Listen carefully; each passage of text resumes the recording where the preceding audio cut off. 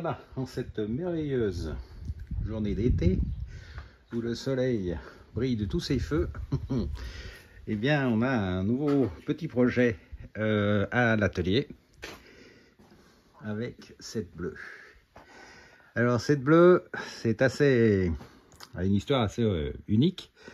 Le monsieur qui me l'a amené à, je crois, je m'en excuse si je me trompe, 75-76 ans. Et c'est la mobilette qu'il avait achetée lorsqu'il était jeune. Et il a toujours gardé. Donc là, vous avez devant les yeux un petit morceau d'histoire. Parce que cette mobilette a toujours été parfaitement entretenue, comme vous pouvez le voir. Hein. Le jus d'origine est impeccable. Parfaitement entretenu, jamais démonté, très peu kilométré. Donc vous avez ici eh bien, la mobilette bleue telle qu'elle sortait des chaînes à l'époque, avec tous les emplacements, des câbles, des gaines, comme c'était fait. Et ça fait plaisir à voir, parce que effectivement, ça permet de resituer un petit peu les choses quand on remonte des machines, de retomber sur des machines originales, qui nous permet eh bien, de voir exactement comment elles étaient faites au départ et montées au départ. Alors, il y a quelques petites choses qui ont été faites sur cette mobilette, ou quelques petits, j'allais dire, stigmates du temps sur les garde-boue arrière, parce qu'il y a des sacoches, donc ça a toujours un petit peu frotté. Changement également des soufflets, mais ça c'est normal, parce qu'au bout d'un certain temps, vous le savez, elle s'essoufflait, le caoutchouc, eh bien, il est complètement déliquescent. Et changement aussi des pneus et d'une des poignées, par une poignée donc vendue par l'atelier de la Vigne. Toutes les pièces qui sont montées là-dessus proviennent de l'atelier de la Vigne. Donc je remercie le monsieur qui en est propriétaire, qui m'a fait confiance sur ces pièces-là.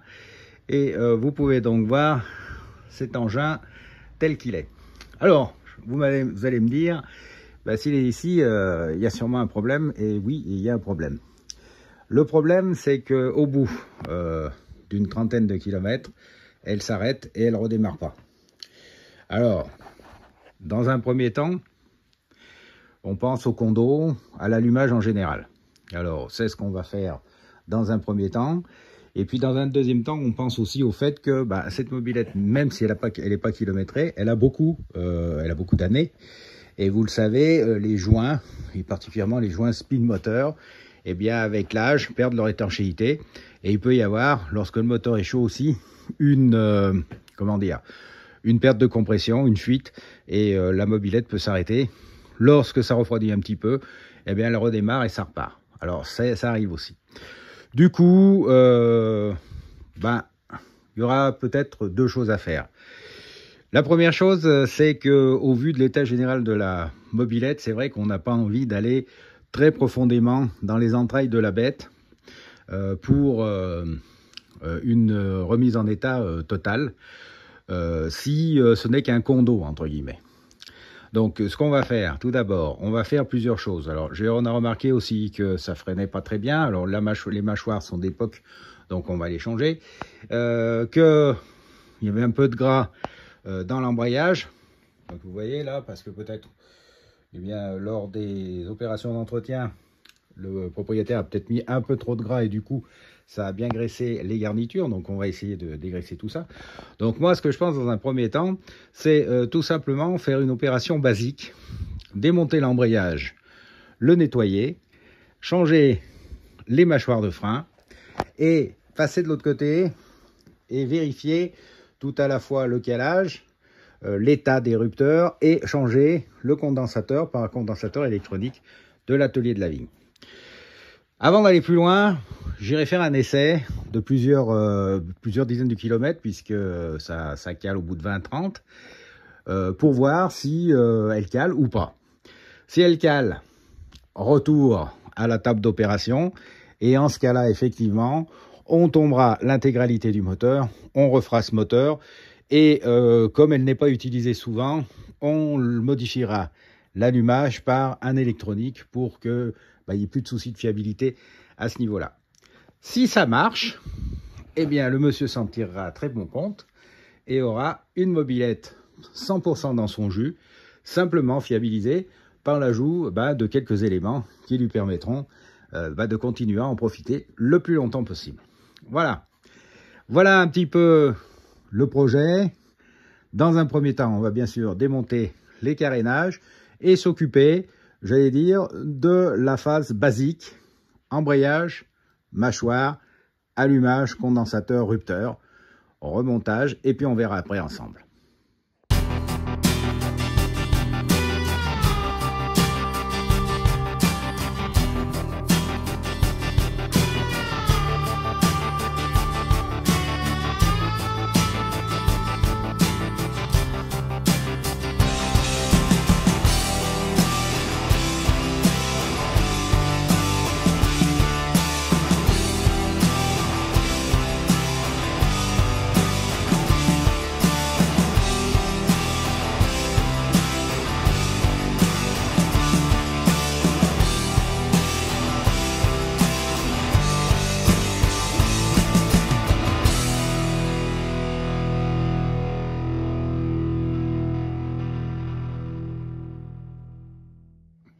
Alors voilà, un petit point de cette 88 dans son jus. Alors, on a terminé, j'allais dire, les améliorations. La révision de cette machine avant l'essai, comme je vous ai dit, pour voir si ça fonctionne et si on attaque le moteur ou pas. Alors, qu'est-ce qui a été fait d'avant en arrière? Alors, on a changé les mâchoires de frein avant pour que ça freine donc correctement. On a changé également les mâchoires de frein arrière pour que ça freine aussi correctement. Alors pour ceux qui demandent, il y a beaucoup de rageux qui disent « Ah, il faut laisser ça !» Bien sûr qu'il ne faut pas laisser ça. Mais pour l'instant, comme vous le savez, un câble neuf s'allonge. Donc quand il va s'allonger, il va falloir reprendre un petit peu, ici, avec la pince 3 mains, c'est-à-dire ça. Voilà. Qui est en vente à la boutique de l'atelier, pour retirer un petit peu le câble et resserrer bien sûr le frein. Voilà pourquoi je laisse ce bout, parce que si vous n'avez plus de bout, vous ne pouvez pas tirer avec une pince ou autre, et donc vous êtes marron et vous êtes bon pour rechanger le câble. Une fois bien sûr que le câble s'est détendu au bout, je ne sais pas, d'une centaine, 200 km, un plein, deux pleins, eh bien on peut naturellement couper soigneusement les câbles et puis mettre un petit embout de câble. Et puis voilà. Voilà pour l'explication là-dessus. Après, qu'est-ce qu'on a fait d'autre? Alors sur le moteur, j'ai déjà remonté. J'ai nettoyé correctement les rupteurs, les bobines, la cam. J'ai remplacé tout ça par un condensateur électronique Atelier de la Vigne, un condensateur intégré. Ça, il n'y a pas de problème. Le monsieur, il n'aura pas à redémonter donc son allumage si, en cas de problème sur le condo en tout cas. Donc on va voir si ça fonctionne bien. J'ai changé également ce cil en bloc, l'autre était impeccable, et j'ai changé aussi, en même temps remis de la visserie zinguée, le cil en bloc du bas moteur. Changé également le tuyau d'essence par un tuyau d'essence de l'atelier là, en silicone et qui ne rétrécit pas et qui résiste bien à l'essence, ce qui est quand même le minimum qu'on puisse demander à un tuyau d'essence. Et puis de l'autre côté, on a bien regraissé tout ce qui était plateau et on a refait intégralement l'embrayage, puisque je vais vous montrer, voilà, c'est un peu encombré là en fin de travaux, les mâchoires étaient totalement HS. Donc on a refait l'embrayage, changé les scie à clips parce qu'ils avaient un petit peu de jeu, les vis bien sûr d'embrayage qui étaient HS, la poulie fixe qui, comme vous le voyez, commence à être creusée. Donc quand c'est creusé comme ça, le problème c'est que ça commence à un petit peu bouffer la courroie, donc c'est dommage, autant en mettre une neuve, surtout que ça coûte quelques euros. Donc l'embrayage a été reconditionné, on va dire, à neuf. Et puis on a changé aussi le boulon de béquille, là, parce qu'il commençait à s'user. Vous savez, au bout d'un moment, les boulons, ils commencent à s'usiner. Voilà, ici, je ne sais pas si vous voyez. Je vais essayer de faire un zoom. Voilà, et donc là, la béquille, elle est un peu... Alors, il y a toujours un peu de jeu dans la béquille, mais là, il y en a beaucoup moins. Donc, quand on démarre dessus en pédalant, eh bien, on n'est pas en train de forcer sur un boulon qui commence à être usé et qui pourrait casser. Donc voilà, ce que je vais faire là, je vais remonter les carénages, je vais la poser au sol, la démarrer. Alors je l'ai déjà démarré, donc je sais que ça fonctionne bien sûr. Là on démarre, et puis ce qu'on va faire, je vais faire mon petit circuit mobilette. Alors le circuit, il y a plusieurs circuits à l'atelier de la vigne. Il y a le circuit Solex mode vélo. Alors lui il fait que 5 km, parce que là faut pédaler mon kiki. Donc c'est uniquement pour voir si la partie cycle des Solex est en bon état. Si elle roule bien en mode vélo, elle roulera forcément bien avec le moteur. Et si elle roule mal en mode vélo, avec le moteur, ça sera bien sûr mieux, mais le moteur ne donnera pas son optimum. Donc il faut toujours qu'un Solex, c'est un vélo Solex, ce célèbre cyclomoteur à galets français, doit rouler comme un vélo au départ. Pour les mobilettes, ensuite, quand il y a le moteur sur ce célèbre cyclomoteur à galets français, on fait un circuit de 25 km avec des petites montées, des petites descentes, vallonnées, bon bref, tout ce qu'il faut pour tester le moteur. Pour les bibilettes, que ce soit Peugeot, Moto Bécane ou autre, on a un circuit plus long, donc avec plus de montées, plus de descentes, on va dire une quarantaine de kilomètres. Ce qui fait que, en général, quand le client arrive et dit ça coupe au bout de 20 km, quand ça chauffe, etc. En général, sur ce circuit, on a tout pour faire le test de ce genre de problème. Et si ça fonctionne sur ces 40 km, c'est qu'on a résolu la panne sans difficulté et qu'on peut rendre la machine au client. Voilà. Alors, je dois vous avouer que le petit circuit au bord du Rhône, puisque vous savez, nous, on est au bord du Rhône, ou pas loin en tout cas, en mobilette, une fin d'après-midi en été, c'est pas le boulot le plus inintéressant ou le plus désagréable qu'on puisse faire à l'atelier. Là, je vous l'avoue. Surtout sur des machines comme ça, qui sont en bel état et qui sont sympa à driver, parce que c'est d'origine, parce que ça roule pépère, voilà. Bon, en attendant l'essai, qui aura sans doute lieu, je pense, la semaine prochaine, tranquillou, on va finir de remonter tout ça, et puis on va la démarrer pour voir si tout est OK. Tout a été remonté. Je lui ai donné un petit coup de vulcanette, ça fait un petit effet Miss T-shirt mouillé. C'est pas mal ce produit. Voilà, donc on va la descendre. Mettre l'essence.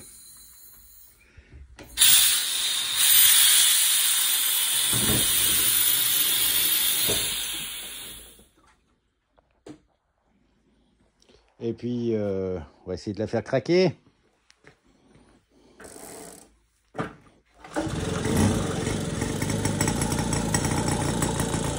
Oh, rien à dire. Oh, elle est toute seule.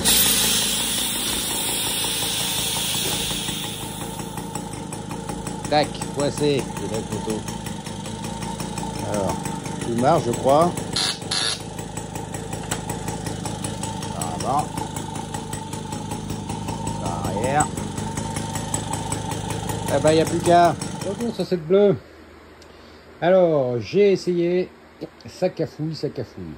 J'ai regardé dans le réservoir, je me suis aperçu qu'il y avait pas mal de crasse. Donc, avant de le nettoyer, et pour savoir si c'est ça, ou si c'est une prise d'air à chaud du moteur, j'ai fait ce petit montage, donc avec un réservoir auxiliaire, ce qui permet de chanter bien sûr le réservoir principal et de mettre de l'essence propre dans le carburateur. Donc comme ça, on sait si c'est ça qui fait ces coupures, ou si c'est autre chose. Ce réservoir là à fond plat Buzzetti est en vente à la boutique de l'atelier de la vigne. Alors c'est bien pratique pour faire des essais comme ça, mais c'est bien pratique aussi pour accrocher par exemple en l'air et faire tourner les moteurs en statique, parce qu'il y a une petite chaîne là que j'ai enlevée, elle est ici, voilà, ce qui permet de l'accrocher en hauteur et donc de pouvoir essayer des moteurs avec l'essence qui arrive par gravité. Bon voilà, alors ce que je vais faire là, je vais faire un petit peu plus de le plein là du bocal, et je vais faire un tour pour voir si au bout d'un certain temps elle commence à ratatouiller, fait comme si c'était des coupures soit d'allumage, soit des coupures d'essence, donc voir si c'est l'essence qui serait susceptible les cochonneries, je veux dire, dans le réservoir qui sont susceptibles donc de couper l'essence au bout d'un moment. Voilà, autrement, eh ben, si c'est pas ça, on passera vers une réfection totale du moteur parce que il va falloir vérifier vraiment toutes les prises d'air, éventuellement les joints, les roulements, tout ça. Donc là, malheureusement, on ira beaucoup plus loin, mais bon, c'est un essai. Si ça marche avec ce réservoir auxiliaire, ben, il suffira de décrasser le réservoir. Donc avec du super dégraissant, là, on mettra à l'intérieur, parce qu'on ne va pas bien sûr le résiner, parce que le résinage d'un réservoir, c'est beaucoup de boulot et c'est pas dans le cahier des charges. Il faut tomber le moteur, les roues, etc. Il faut pouvoir secouer le cadre. Mais en tout cas, on nettoiera bien les cochonneries, les résidus de vieille graisse, tout ça qui peuvent être à l'intérieur du bas du réservoir surtout, et qui seraient susceptibles de faire ce type de panne. Voilà, affaire à suivre donc. Alors voilà, j'ai fait un petit tour d'une vingtaine de kilomètres donc avec le bidon auxiliaire et il n'y a aucun problème. Donc c'est bien le réservoir qui est encrassé et qui diminue le débit d'essence. Ce qui fait que ça coupe de temps en temps lorsque l'on roule, j'allais dire à fond, ou lorsque l'on veut faire des reprises. Alors voilà, ce petit truc, je dois vous avouer, est bien efficace pour détecter ce type de problème. Ça vous évite de tomber tout un moteur, changer les allumages, des carburations, ou je ne sais quoi, chercher une prise d'air. Il suffit de faire ce petit montage et donc de pouvoir eh bien, valider ou pas la suspicion de panne. Donc ça, c'est donc un réservoir auxiliaire Buzzetti, je vous l'ai dit, c'est sur la boutique. Alors l'avantage, je vous l'ai dit, il est plat, comme ça il peut se mettre sur un porte-bagages. Ça vous évite de trimballer un réservoir auxiliaire autour du cou pour aller faire les essais. Puis vous pouvez mettre un bon litre, donc vous avez une marge pour faire l'essai, partir et revenir.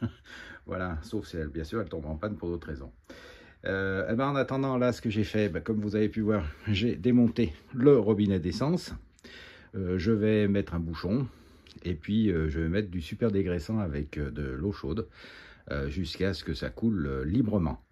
Je vais en profiter aussi pour démonter le carburateur.